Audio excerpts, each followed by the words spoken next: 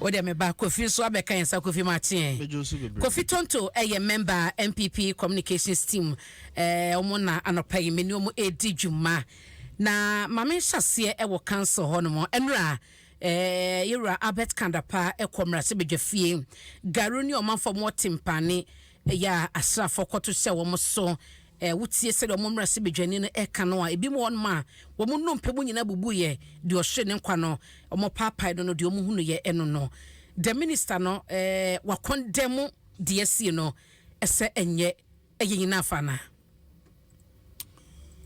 Aramilasi anapa inche nkoma wona eja honorable mentra ojo ma host saying so na you honorable they only told to na me honorable so patel ntino enche nkoma Kofi so before sir me hitting into honorable Kandapa statement with parliament sir you already can actually His Excellency John Dramani Mahama and party mumpany for sir sir is about to go on a tour na you already can stress in Yankopon Mano and Wading and the Bible not Nako Adnaba as from Dream Bible say so kania and some friends kania duase would see the answer na shame any penny Kania no John Dramani Mahama so no eye ne nsem no the policies are adom no or the bear from 2025 and beyond na say Kania na waso no ehia so de besi Kania dua so na shrem ani pani nyina hu Kania dua no ne the electors the people the citizens ebakoko sanla akoto aba na ma no 2024 December 7th and I say what this is said you so na shremu mu nyina hu by telling them what is in it yami adom Mpensenpensenmu bi ode kona doso I'll just hit on one and then I'll move on to Kandapadi and I'll say we are going to stop collateralizing statutory funds for the purposes of taking on more loans ade ba ko adi o man we nya under this government is you collateralize in certain statutory funds be. And I remember very well, sir, we were warned by even the World Banks and the IMF, sir, ma yenye collateralized borrowing. Na ebidio maninya because yes campus wa unya about my masaka the bombra. Now they akusia wana uda kwaji sika for ababesen. I mean it doesn't make sense. But as we speak, Get Fund has been collateralized among others. And you know, we won't do it because the purpose of Get Fund at Rollins time is certain happen. And so all those things will be a thing of the past if he becomes president in 2025. Having said that, Abra, you said a man for no a Bajin and Semper or the Becobonting at Tomi. The Bernison Bacino. That's it. The citizens of Honorable Kandapa. Abra Garu asked me by Mekasi a better have a can be. Na me no me condemn no on Dua way. Dua side no, but I said. Yeah, na having worn the uniform before, no. There's an authority that you carry when you are wearing the uniform, as a soldier, as a policeman. But a dear Bakua, uniform personnel can never take, or they find it very difficult to take, a civilian who attack them. To be honest with you, not dear, a bamua. You see, as a was suppressing the authority that they carry. And they will never allow you. And until a brass and we see them, we can't say. Yenny and a brass as we see what almost someone who said, be a park was a Roman Catholic, a Sunday being chained, and then they are Moko. Most someone put them the kind of people that they are. You don't know them. Okay, it's good to ask. What we say, almost all national security operatives. Mekan say. The mere saying of some national security operatives it's not enough because me haven't been in the service before. I know it's national security one. A composition of the military. So you find soldiers at the national security, you find policemen at the national security, fire service personnel at the national security, immigration personnel at the national security, and sometimes some civilians be a yapeki or more training among some training. So some national security operatives. operative, I should be able to prove to you by showing an ID. What is not clear, sir, did they provide for them better details to confirm that they are really security personnel? Take it or leave it. A Korea police station. But information be about until say and cross and they say, oh, copy a police station on the crown. The police station was surrounded, and that even the civilians were firing at the police station. I know, dear. I don't know. Abna, sir, you are showing a power that you don't have. What I say? Etuano nakasie muno asrafo ne presi fonzamo. They carry the machine guns and so on and so forth. I won't mean to be that. And as a wunya being get that. And this I won't make of idea but two trauma. What are you calling for? Rebata.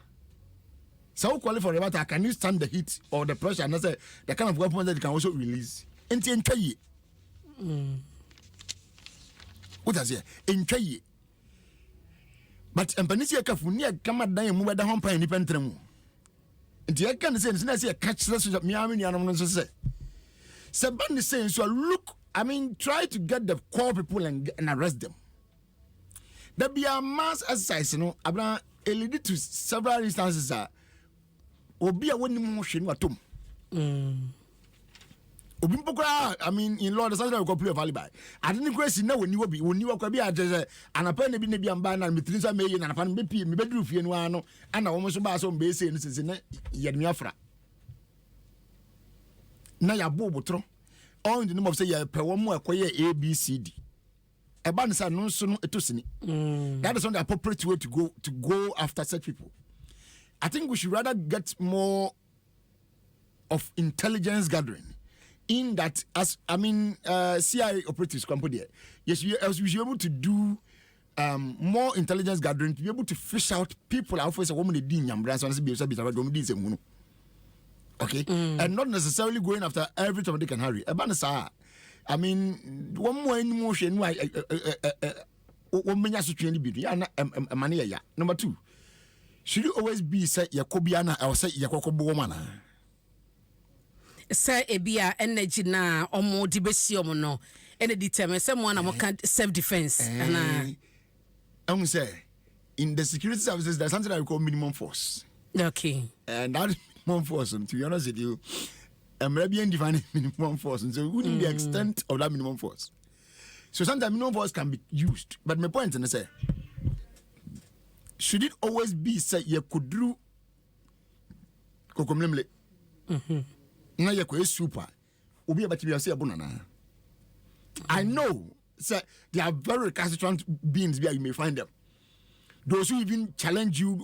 I've seen such as Makobi Pen. Obi tried even in the numbers try to attack you.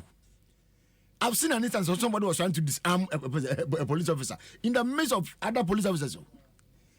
That is how stubborn some civilians can be. But yen limit the extent of beatings, because the okay say that is too extreme, and I don't think we can classify this as a minimum force. So what does it? You need to classify we as a minimum force. And then because I born two sides, the civilians should be careful. Say, don't try to show some power. Be extremely against security personnel. They are well trained to protect our lives and our properties. And they carry certain arms or weapons that you don't have. It is a walk to some bit of Russia. Yes, I'm now one more crew. I will be in Chabu Biangue. Alaja, Papa on the Bia, who cross not on venture. According to Bible Nordian, who said by Yasham and Mobi and Julian to the Bible Nordian. Up I free and what would was happy. What would no happy. Who would not happy. And I'm like an some boko. Sancho. What I don't want. So what I say? I don't cannot do more. Or cannot do most of I wasn't as away I would be me. Okay, so the fact to say they are supposed to be protecting us doesn't also mean that we should also be trampling over them. Okay, it's a honey there, man, because I have been in the service before, number experiencing the American, the American say. I don't see say appropriate say civilians be attacking police officers, military officers. No matter what you think has happened, No matter what you think has happened, it still doesn't give you that fiat and say, attack them. I mean, I've seen several instances that.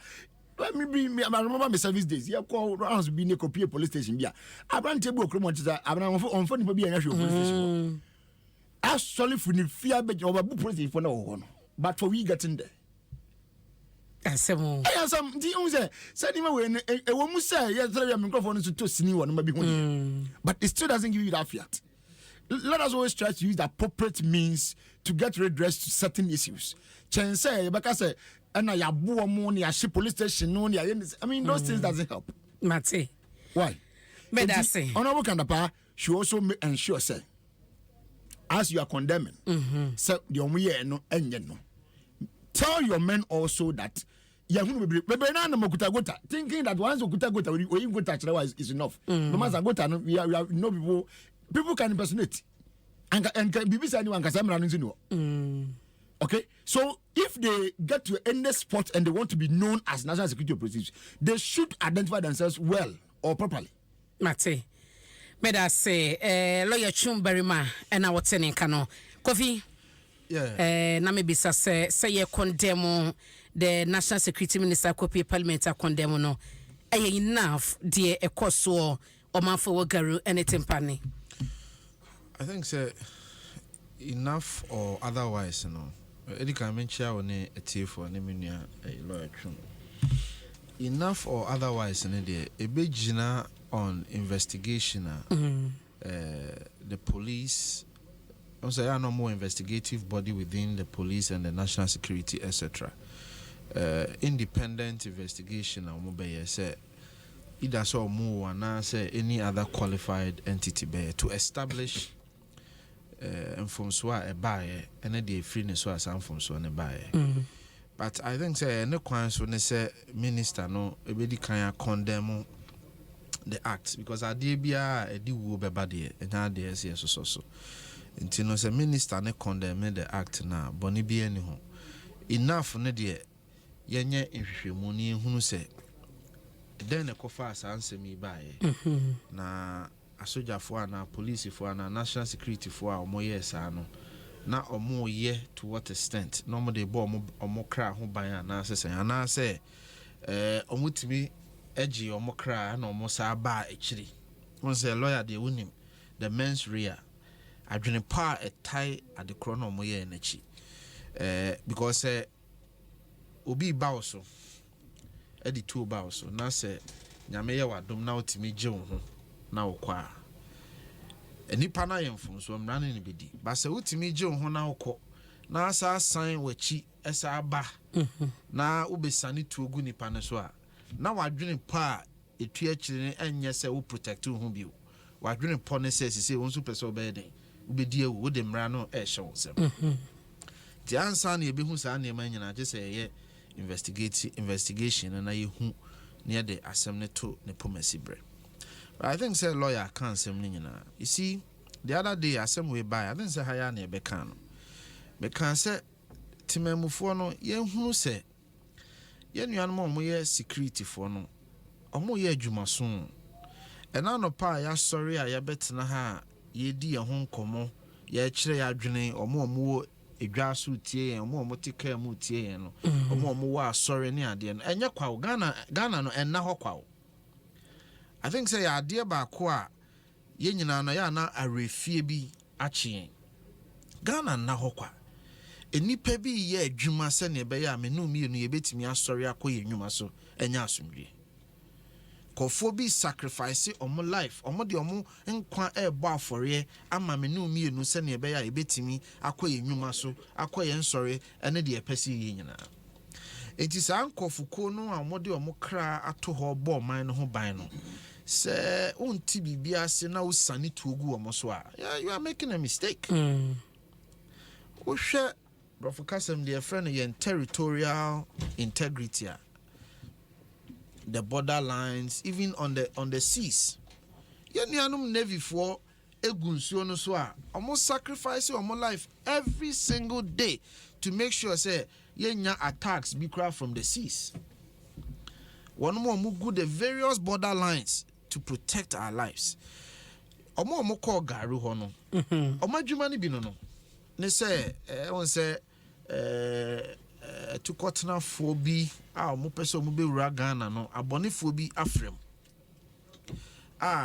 sa abonefo na afra to kotna fo ni mu no say oman no ya ma yani ankoho a betimi abedi bone e wo man nti ye de enuanom kosa miayi se ne be ya omo betimi akoso sa ne ma na no enti se wahu obi se wotekem me the narration a me metie aban de ba ne se wahu se obi tekem mo na akobusa ne se adenti na wotekem a wote ha wa pack what this and the bone bi ani citizens all right so obusa ye no mo se omo ye national security and omo the ID chire oh yeah we read this statement now the national security issued a statement but I know they didn't say they indicated who they are.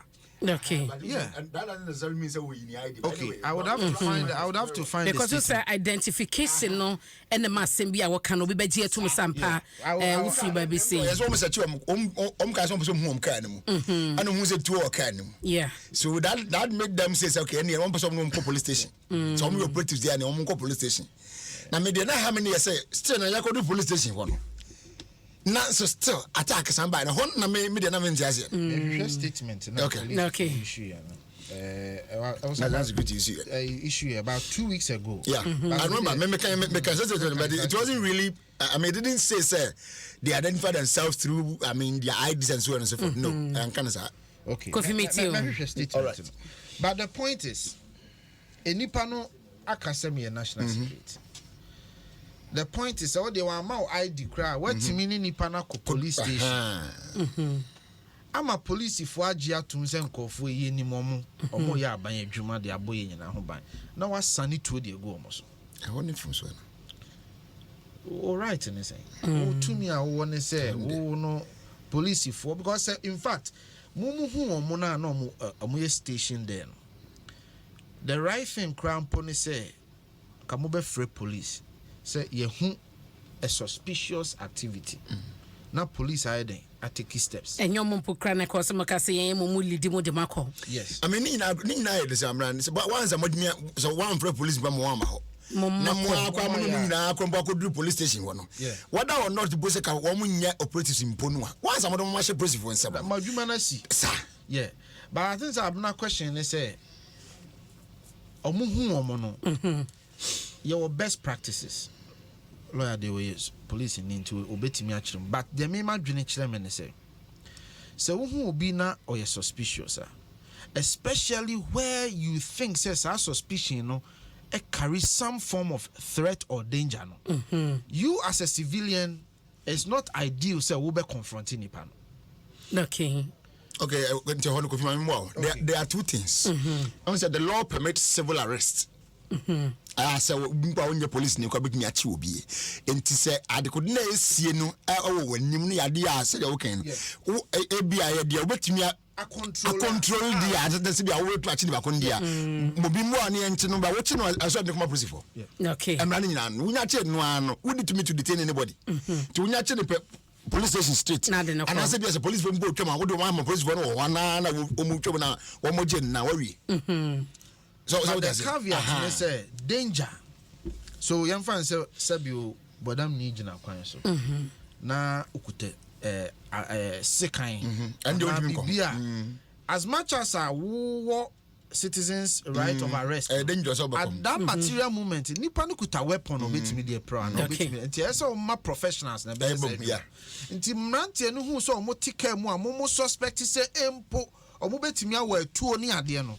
then ni kwan so omo na confront you can easily call the police say yeah who suspicious activity immediately mumra ni nyina koye say enipa bi pese omo de tumi hye omo nsem eyaye ko eyaye no eyaye sa nipa bi pese omo de tumi hye omo nsem na tumi ni bia ne say yesi obi akowi ade eho ani abu nipa ne ekono but the Ghana mra na hye onsem Ghana mra bi anywhere kire say wakohu kronfo na say obachi nipa say obunu kono basa de no na edidi ko emu ama mabunu ni bi free say omo otumi omo be yesa I think say see nyina ye cassette mate na a police for ne a soldier for no so no se nipa no ye nya achi o ma wie dia na se mu ma free danger mu dia ehun hia se come back say at that point you are not protecting your lives anymore. Of course you are seeking revenge and non suit amra mate meda se Kofi Tonto na wotene kanona yanko your next topic here before so we next one honorable to be quite birthday. Oh okay. I didn't really know. A happy birthday. Na me your birthday si one see na me hu see uko end this mu a mpanimfo ni bi a almost start at a very younger age. I think even below your age is grandpa. Okay. Those days with Rollins now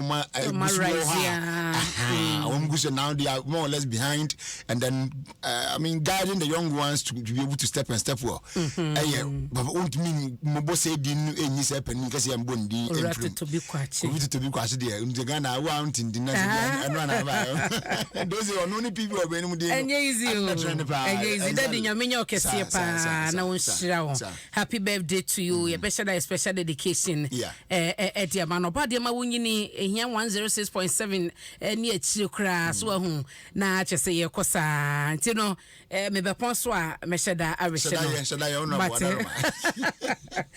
okay council flag bearer yeah MPP you know Dr. Mahmoud Bawumia na on the council of regional imams akosi edin komo asemo kan yenie was say ono he is for all say Ghana for toaba emano no be mampani a was ya ho kire ene ohia enim se we ye kramoni enim se we ye kristoni enna enim se we de oye traditional na se bia omode ye na no mosom ya na omo ewom wo hia so anase ahokire enim MPP ni MDC nim CPP na UPP enti no ono ba be ye a father for all emfa ho ni ba bia wo no wo de sa unity no na eba abaye dwuma ana we kra men Kofi hon manza Kofi ma mesha se wo ho say we dey fiasam no problem asema wakan ene the argument asase dada eba no ne religion ase okoha na wakoha eno so abaye topic I discussed from last week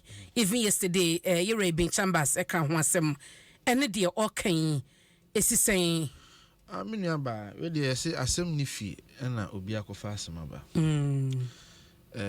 yenuanom NDC fo binom ene pese omode Ghana yesum eya amanyosem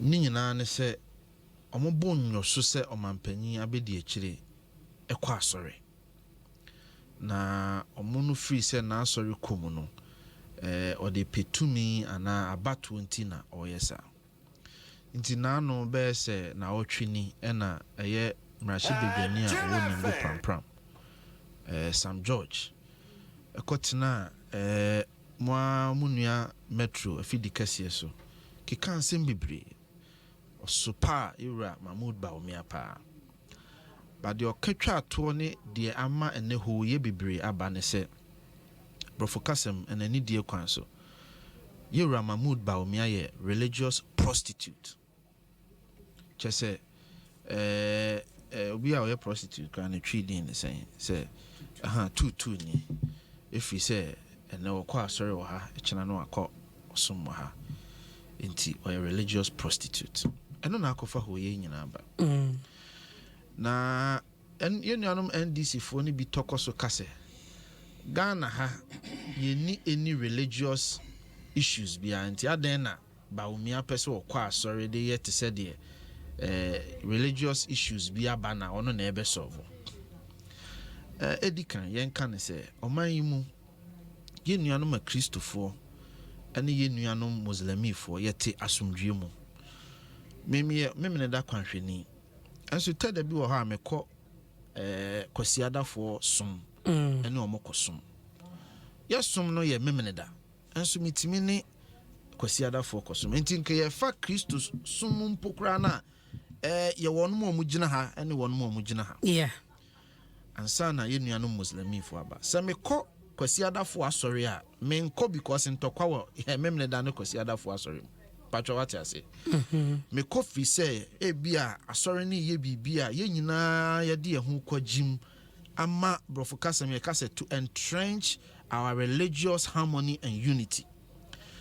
Esumu nkitahudie ene ayonkofa Ghana fo wo no ye nyina ye kohyemu kna eno nti na meko enye se ntokwa bia ye den asi nti se yewura Mahmood Bawumia ene ya Kristofo ekosom a ne ya Kristofo onkosom fi se ntokwa bia ye den asi na mom odo ada ye ntemu dada no ene okohyemu kna ti nipa bi nya sante ase no de di kan no bia tosumie no yewura Mahmood Bawumia ne maame a wo no ye Methodist ni ansana aware de ne kɔ Muslimin sumu yewura Mahmood Bawumia no nso mra no ye abofra no ye Methodist ni no ne Methodist asɔre ne sumu a no ye Boys Brigade mimitie me nyini wo memne da kwanhwɛ sumu no na me ye Pathfinder enti baabia me hu sɛ youth ye cadet no etwe madwene si nkan tete niema na meye mra na meye abofra no ema mani gye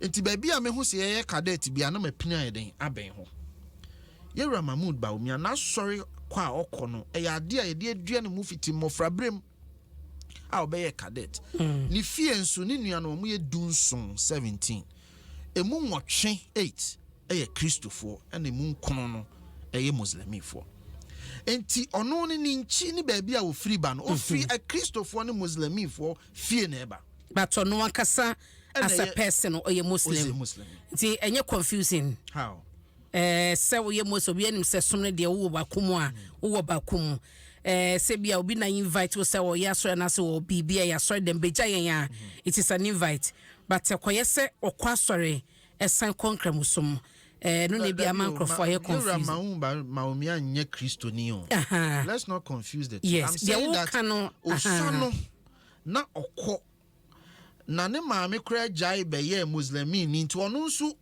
for a long time what's our background no how background but see how you Muslimin okay I'm just saying giving background so osano okɔ sa sorry no and wo jai be ye Muslimin ba what you say enti saade ne wa ade e woni fie dada se woni a Kristofo ebesom se bia a Kristofo ye program bi ne invite no enti me no ka say Methodist Boys Brigade kra no oye your friend is a patron a wo boa mabunu no dwumadi omudi wo sikasema from ne ade ene nei obeye omampani abedi akire no ye nuanom a Kristofo eto omo nsa frɛ ne se ye dwumadi bra na beboan ana se ye si asori dan beso yasene ni dwuma wodi ano enti eno no mi hyeda hu ne bone yo a waye yewura Mahmood Bawumia me kan say ono no se wajai Muslimi sum abeye Kristoni sempo wajai kra Ghana ya mamra ne ma ho kwan ba on kan sa ena on kan say oye Muslimi ni esa ye Kristoni on kan sa de on kan say ana de waye ene say ye nuanum a Kristofo ye asori ana mo ye dwumadie bia no mo to mo nsa frɛ no a se ye beboa hye Ghana yen ayonkofa no mu kana nti no obekɔ ana enyo no nko ani nipa wabeye omampanyi ana omampanyi abedi akira woni osum foforo ayeden asum Ghana ha ye wo Muslimifo wo holidays a oman no ya twere wo yen krata mu a emre no so ayedi ni nyina yewura Rollins ene de bai so no onye Muslimini yewura John Mahama ono so frifie a ni nua binom ye a Kristofo ni nua bi mu so ye Muslimi ono ankasa o ye Assemblies of God okay a ono so akọ Muslimifo som in fact in some instances mpono wa recite the Quran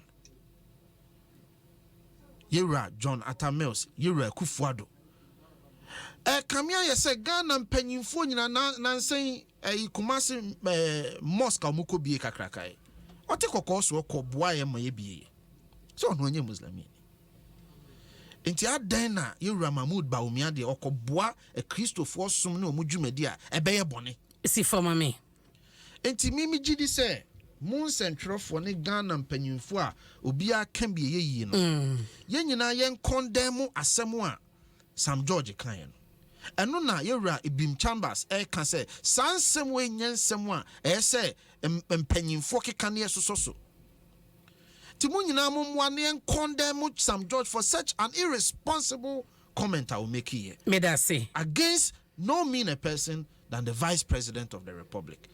Someone Nsem fata any kwan say o man we yeso. Me da say Kofi Tonto thank you. Na council say politics no adane religion na modeko sanity. Abra council. Ma minsi su pi ewo ha say the National Democratic Congress (NDC) as a political party. We are not going to 2024 with tribal line or religious line. It's you. NDC 2024 elections, 2025 and beyond. Tribalism, religious equations or whatever. We are not interested. It is about competence and trust. And competence and trust. Within the religion. See, I can't speak for somebody, and that should wrong. What led him to that statement to make it, and I don't really know. I only saw that part now. Could you make a reference to no? But to be able to give meaning to something, I would say the enemy here with me, especially say, being someone or can the actual no being someone or making verbal so tear fully so that you can know where he was coming from. I don't know which question was even asked to him. A man responding put to that level. But that is not the position of the NDC. And yet the NDC political party in the position do no kind, you know. So I mean, put on record that the NDC as a political party in India, we are not going to these elections or even after the elections with anything tribal or anything religious. Because over party anymore. Yeah, well, I mean, it's a mixture of all kinds of people. So they say, come on,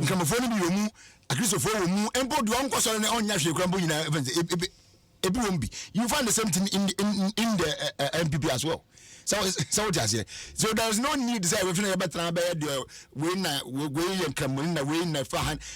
this utterances, but you should all be careful. Well, if it's not true, then that's fine. What I say? When I saw that, I was like, is this thing really true? But take it or leave it. Sometimes we don't want to be seeing this kind of comments, whether from the left or from the right. But you know, he further made a statement. They were say, okay, now you also say, Bana Hotsenu Hianoa. Correct. Any political color. Thank you. When you say whether the NDC phone coins, my men caught a one chain, will be and any religious color be until so ye cremusa ye Christoni, or what you watch on Hianeba about so into a baba ye a father for all, and to a baba soon will be and Fahunia Suma womb. So kind, sir, but you see, a horn and me differ. No cross Sabita Frat will hear in Asantini in matrimony in Nim Sabita Tafra ceremony. Okay, a come. Father for all. President Bay no buy what obedience one shares a bonby. Where? Ubia, baby, and I mean, we know for a Kunyanoa. What for Kunyan so Ghana for a dim and until I take Kunyanos. It's just unfortunate recently pen and none of the making statements via not one manaya says even though as he's still leading us, no, as he still believes that he has or campaign grounds or political grounds. Now in Yenasa, when you're a president, it doesn't matter whether I voted for you or I did not vote for you. You represent every Tom, Dick and Harry. And they would even me as vice president. You are vice president for all, for every Ghanaian. So you are there for everybody. So you details near the bar and Kasi Mungo Yen is ready to can be before them when even go to the Bamiaka. No. You can't never any other bar near the other money, the visual Abutiamos Moka. So indeed, even as you are there as a vice president today, you are there for everybody. Except you are saying, say, whoever is in there, you are not father for one, President Guan, and I'm father for which cannot be the case. So exactly. So I'm saying that which it can be the case. So that's it. You say, we are father for all, but we are father for all for Nego at your brother. I don't have money in your room, Jenny. So your father. What boy there? Meet you. What you boy? Meet you. Now smile and rap. Before when you wanted to become our father, you were crying for us. Now smile and maybe any was in your name. Now smile and can you quote back about fuel prices? No 1 liter new 4 cedis. We see you were crying for the ordinary drivers, the taxi drivers, the truck drivers. Who small one? And now you're not going to buy your jano. He's a vice, so not a president. And I can't say. Over near your day. So you're going to over any animal of your day. And you're done. Good. So said the Naku Van say, would have made the cancer to Zeman Zabia, so about remember Eonia, and as a Naku and your main father, no, but Mayon, almost a day, even your Panibia. But we governance will send your family. The governance and animal government, and I'm going. But to be authority over the other. Oh, and you suffer and tell me to move. Then they are more or less telling us that we don't even need him there. So catch them away a basket and told you, wouldn't then why are you there? Then live there and go near us and near opening one at all, and we are not over one year. But once you are with him, you stood on platforms and all touted achievements of an imam movers and Mirayo. So I will do whatever I am casting one way. What's your name? So anything that comes and so I'm going and so we blame you partly. But they make a man can't for them. So one can say what was some. Now we see smart drivers. Just because fuel prices a liter per fuel was around 3 something cedis per liter.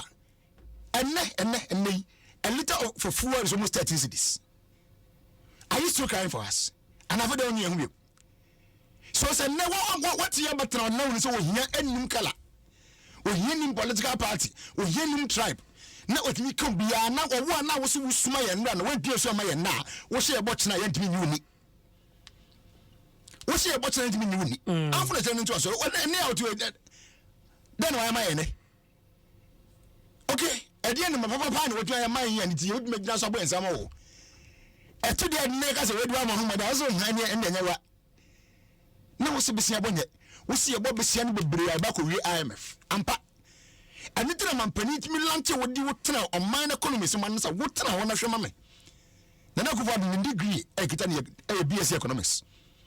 That's one go home, what the mound. So what the other time? It's not so many woman, but it was by Lucia, and me. Near me anything for on mine could do boss assassin. I don't need me. It is a one year and then I got a now tell them Grassilo, who are not less than 1 year to complete your job. Still, you're not here. I want to say when you be father for one. Are you a father for what today?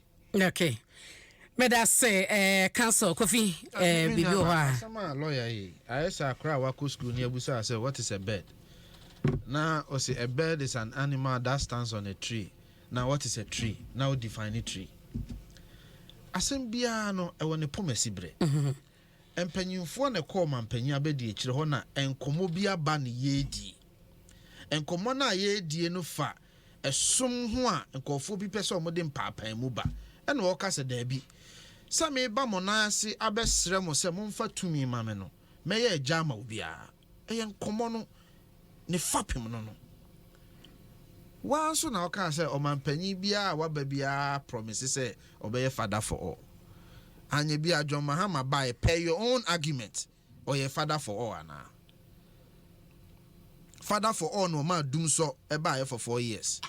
What are you talking about? What problem is it? What problem is it? Yeah, I'm never going out to Grimo. Cancel the money, oh, cancel Pacho, Casa, we Casa de Church, Mammy. You're doom so for 4 years and in fact, cancel Mike, no, a year, Mapa. Becca Unim or the Tonto Casameba. Father for all, and I went to me and training allowance. Father for all went to me and training allowance. Father for all, catch the Ghana for saying, no, now this is should be bottom. So don't even go there. Don't even go there to think, say, you are coming to cite the challenges of a government to invalidate or be father for all. because on man penny be a what better said the wow kind so a father for all but man penny be and ho Timmy ye dear dog a dagana for you now come so from even the case your friend is saying Kwame Nkrumah or no cry see or no cry no when to me and your Ghana for you na pediamano enti ade na wo begina obi mfom so ba ko mienu bi so no aka se no nti onye father for and for me question busa na wa bia want to say and na ya vice president the father for all one ka hwana is he not a father for all today? He is. Who just you are still a father to answer me. Yeah, Ghana for you. Say you pay Janamu na. Any difference na go for Adom you. Me ba cho. Ana mo ye Janamu ne. Na me nkasa. Mo na mo di adimu. Me ba cho. I something you say and then the one ka ho ne mo cha na baka ho. Is that what you say? Mama kan me quote asema o kan say I am for all and if I am elected president inshallah by the good people of Ghana, I will be a president for all, regardless of one's ethnic, religious, and political affiliations. Dr. Bomianeke. For all today. Of course. Very good. So then this argument is baseless. That is why I tilted my argument towards the other side. What are you talking about? Say what say? I mean, we hear him color, which I agree with him. And maybe say. When you were saying these things to the people who were before you, when you were saying that to them, did you remember that you said similar things to other Ghanaians who were also going through certain plights that you were pleading or crying for them? Cancer me that say. Kofi de kasa mitio. Emra na president John Dramani Mahama petumi no 2012 na Ghana for two abaman omo ayini o say advancing the better Ghana agenda. Okoshe President Mahama ni poster 1994 no dey pe MP e wo Bole Bamboya and also kan o say transforming and a better Ghana okay and then so asaka say onamu nyina o say he's going to build a better Ghana and na no wo kan sa asem and then all cancer asem. Me patcho what you me too. Enti omampanyi John Mahama epetumi na ano no. Oka bibi kire Ghana for. But all petumi bi on sansem o ka kire Ghana for na oda so ka. So besa ma better Ghana. Is that not so? Enti say we father for all as a vice president and no see kwan say be father for all for a president. What are you talking about, lawyer? You can be many things at a time. He's a vice president, he's a father for all. So he's a many things at a time. Messi, you can be. So he is. You can be. And he said, or your father for all. And no church, I want to mean your father for all. So your argument, me who baby out there, some I don't need you to see it. The bottom line is say, lawyer, once someone will come and our castle be say, and when Timian say, John Dramani Mahama advancing the better Ghana agenda, we will take everything and see what he promised and what he delivered. Of course, we're going to do that. Okay, you're not going to pay by page. The manifestos of both. Yes, of course, of course. Cancel myself. But the bottom line is that it goes without saying. Said the muka eshemo advancing better Ghana agenda no ntimi ani ni nyina so. For example, President Mahama said every year be obe grow the economy by 8%. Ntimi ani so. In here we can go record by record. ODB so do na so ntimi ani so. It is a net President Mahama beka so obetimi aye bibi fofora wo se na no wo kan se wani so. Is that the argument you want to make? I say you're going page by page. You're going page by page. And you don't think so? We'll be cited you see, to create any. You're okay. Hold on. You're okay. Yeah. Abraham, there's a difference between a political party manifesto what could be. And then the Wushia me and make Kasawaka Treme. What are you talking about? Hold on. I don't know. They be creating. Okay, can hold on. Some Michiano Macatro say, oh. And how Mokomu say pie then? So be our fancy drivers. Almost say the idea how pie me no. Petrol some and be as well pass. Osimeba when and my first purpose and as a petrol some dia mawo petrol in the sense abra na dia no more turn say na wo mu the board na was so bad to some who buy what is that is a question, a very basic question. Okay, and council does it mean say what the manifesto NDC did Juma 2012-2016 no the former president said she a team bia when she kubia and promise bibia and manifesto netiana. Is that the case? Mrs. So promise sa bosha no so I was so with this one. Nti dem kan nyina ma dey adwuma. I was so with this one. Mama bia say wo kan mi tell me. Okay. Oh, money. Centrality no awani award. Money. Tell me, Bobby said you was here ko no can say no na be catch you. Okay then. I know na be catch you. Catch me. We will tell you. Catch me go be on say. Mama bi ni enko na na so ma bi. Oh, Mr. Mama bi ni enko e. Me ba to ye bre ya something. You are feel. Mama bi ni enko. Mama ko se ya ni enko. You are fit I ne Ghana fo be din komo. Ko fi me ba ko be ni enko. Me ma ba ko. O kai time adum so bai. And prahini na President Mahama Jina Simpie so ka say e china me so dum so. In fact, okojina baby ka say ya so dum so wi ade chi Ghana nyina blackout.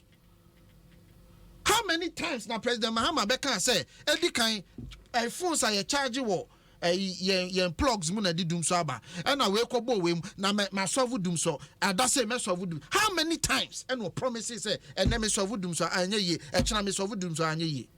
Just even off cuff. Me bo mi tirimu kura company na ye tena ho afa book afa records ni ani Ghana for di nkoma wo free say mo ya tene nefo ana aya na mo madwene no eno no ana say mo ya tene nefo a Ghana for kai de mo be kan ye de mo ye ya ana. We are going to account for what we have done in the last 8 years, and we are going to tell Ghanaians what we can do. But don't think for a second say mo betimi ahudwenke Ghana for mo betimi de atro ne adada be ye mo ho tachira oje mo de nwura akata mo ho say mo de atene nefo a mo ba Ghana ebe yi Ghana free Muslim ene mo oman mu okay je kan wonu mo ma di Ghana so acha ya mo awran the tintin so me ba ho na yi manano si mpacho you come and sit here and pontificate as if say mo de mo atene nefo we aya mo mu nyina ba bia nkanda. Long asan mo kan na mo na asan be wo mo ba o mi na mo atam no say mo koton no a oba try drive from here we say Muhammad doesn't deserve any credit for solving doom so mo so tell say Muhammad solve doom so and I'm watching it and but we have to drive from here doom so next door here was that Muhammad solve doom so and he doesn't see the need to credit him for solving a problem he created none more no but you guys are perambulating and saying oh Muhammad address of doom so I'm not solve doom so okay perambulating I'm telephone so someone na go to betia I say Muhammad solve doom so but when we demand no dem ko no say no no me say drive for here 10 years me niaba I've just opened it up now me niaba o wa say my lawyer can okay any Baumia agrees that Muhammad solve doom so and Musa say Muhammad solve doom so we and we dey about say me na mo the problem that we had then in 20 between after before 2016 2015 age now said there were generational issues. Generational issues. It was generation. I mean, we have some contemporary generational issues. Generation, I don't want our form. So we need more generational power. Simple. And I'm here take off. And no, and no energy company. Hold on, tell me. There is no energy company. I know you're not focusing. Do you understand that? I am asking you, do you understand? Because do you have to take or pay? I'm asking you, yes or no? Everyone. Also to be young because it is there. There is no energy company in this country or in this world. I want no best energy agreement. I want for take or pay engine. A basic agreement. Okay. A basic agreement. No energy company. Some company will come over saying be on for take or pay engine. Must have been right here. Now, Poko sent me 900 something like that. Everyone has been. Everyone has been. Yeah, no, yes or no. Yeah, no, not to agreement. And can you say everyone has been simple. Cancel. Yes or no? Cancel me that say. Council Adaroma. Close question. Kofi. Yes or no? Do you have one in it or you don't have one? Council in it? de Mientino. Council my Entieno Adaroma. Kofi money be man. Law student. Council Pacho my Entieno. Kofi. Law student. Yanko. 3 minutes. Yeah. The TN say. Take. Ose. I don't know more point terms. Oh, I said Munya would say. Nina Hona, you Bebo Minerals Commission interview. Be I will. Sure. Very important. And now point. I just be a problem. You see your boy, important. Minya. Take or pay agreement. And yet obligatory. And yet obligatory. Or minor, you want your capacity, your peak capacity. Oh, my kasa. Me too. Your demand capacity, peak capacity, etc. Or minor, ye nini kwa ye nimuno, your demand capacity will increase.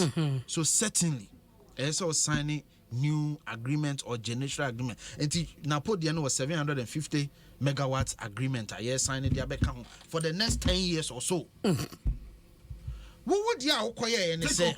Me pacho. And I have to read the contract. But dear, okay. I don't have the contract with me now. Okay, so they're not so bad. I have it here. We are meeting me. I can okay. Search and read it for people. I don't have it. Sabi on your computer. Mean to me, kai bibias. Mate. But the TN say, the more and more dear no World Bank crab a bomb chin say. Take or pay now, Momo signing, you know. Most signing ya man brilliant demand capacity so. In the fan say you hear 1,000 megawatts capacity. No more signing 3,000. See, no money here bonnet. No money here bonnet. But I said the more signing no within our capacity no. And no the okay. I hear now sign. But it's a take or pay. And umpono. You structure it send as and when you need it, it comes on board. It comes on stream. But and now trouble and Mahama person. I hear 1,000. No ko sign be 3,000. One second. Nina muna naba ne ba ye no. Busa ne say Ameridi na no mo say fraudulent no. Wo mo yendai. Ameridi aye den. Mo yendai. What by me say? And so by what you could draw and to me acquire send the time no. I'm Hamad the end na soon let no. Must be send a good acquire the time. Now who signed? I was here no. Talking about. I was here no. Carpa and I don't know Munu. There be. Sign agreement. Na agreement ninye. Ni abe renegotiating near signing agreement with the same people. Was there any agreement and send the same people? Me that say Mpenyu for me no me saka mo fi ha lawyer Chumberima NDC communication team member and Kofi Tonto MPP communications team member.